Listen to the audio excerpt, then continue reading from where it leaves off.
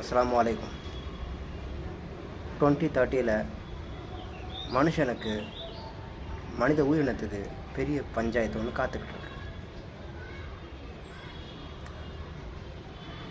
நான் கேள்விப்பட்டது என்னென்னா 2030க்குள்ளே இன்னொரு பேண்டமிக், 3ஆம் உலகப் போர் வரும் அப்படின்னு சொல்லி நான் கேள்விப்பட்டேன். உண்மையாக பொய்யா தெரில,